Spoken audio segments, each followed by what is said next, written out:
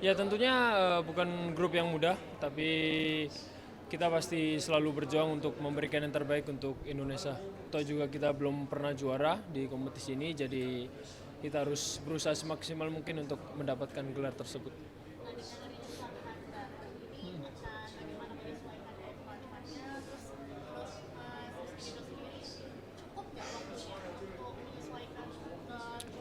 Tentunya di setiap pelatih baru kita harus menyesuaikan apa yang diminta dengan pelatih baru dan kita sebagai pemain harus selalu mengikuti apa yang dimau dengan pelatih itu.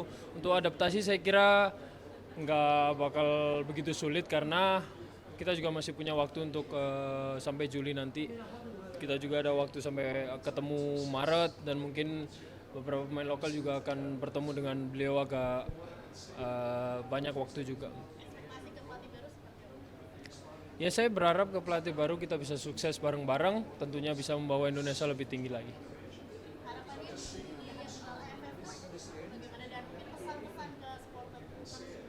Ya tentunya setiap saya diberikan kesempatan bermain untuk timnas, saya pasti berusaha untuk menampilkan yang terbaik dan targetnya kita juga akan ngikutin apa yang diharap sama pelatih dan pastinya saya berharap bisa menjadi juara juga tentunya. Dan untuk para supporter dengan kehadiran pelatih yang baru, saya berharap teman-teman selalu support timnas Indonesia.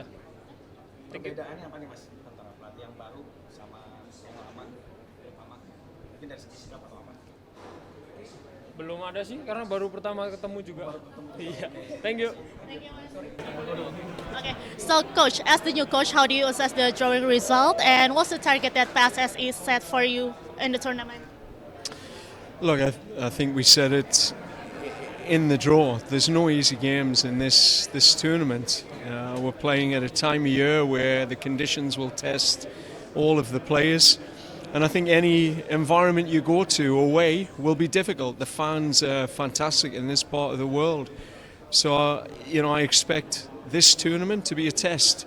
And I think a test that Indonesia are ready for. They came off the back of a tough World Cup qualification. And I think, they want to show what they can do in this tournament. They came a long way in Asia, but they still haven't taken that step of a tournament. So, my mission's very clear. Can we go and win this competition? That's I think the goal of every coach. So Indonesia had been 6 times going to the final, but never been the winner. What's your strategy? Well, they've had experience going there, and I think that's part of the motivation for this group. Teams have climbed that mountain, but just haven't got to the top, and we'll certainly use that as a mindset shift to be that first team. And there's nothing better than being the first, not the second or the third. And I think we can drive that with the team. That'll be the mindset to pioneer and usher in this new era of Indonesian football. So how do you see the Indonesian players for now, as for you as the new coach, and what can be you can evaluate from them? Well, I'm still learning. I think that's part of the process to understand the whole playing group, because I think when you move into a tournament like this, you are going to rely on your depth. In my time in competing in Kata-kata, we competed in the Gold Cup, which was outside of FIFA windows. So this is where you get a chance to use, players that have been waiting for a chance, and you can really draw on that. So, I really enjoy the spirit and the excitement and the energy often that wider squad can bring to this type of tournament. So I get to see more players, give more people opportunity, and the local players get a chance to compete for their country. So you're going to focus on the local players? I think you have to get a balance. If players are available, their clubs release them.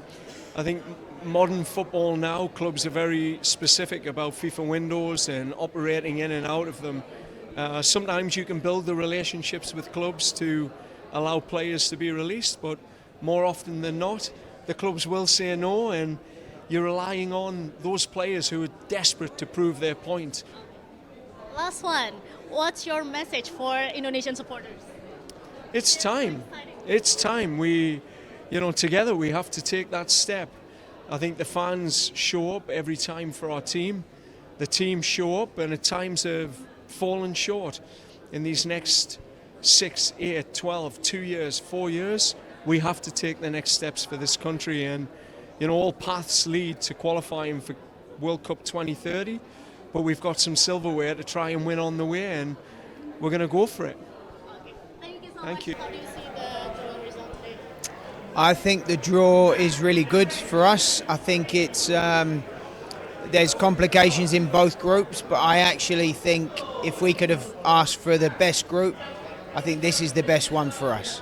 So, who is the biggest rival for you for Thailand?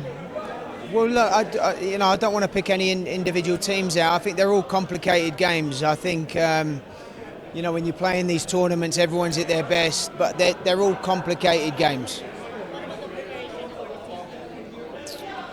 Well, once we get all the full dates and the plan around the timings and the players, and then we'll go into preparation mode and how we're going to prepare for it. But we're going to come into this tournament prepared, and we're going to come into this tournament with the clear objective of wanting to win the tournament. The target is to win. Yeah, why would it not be? We have a very strong group of players. We have incredible fans. We've won the tournament, in the second to last time. Got in the final last time. Incredible, as I say, incredible fans. And I have the utmost respect for the other teams. There's some really, really strong teams in the tournament.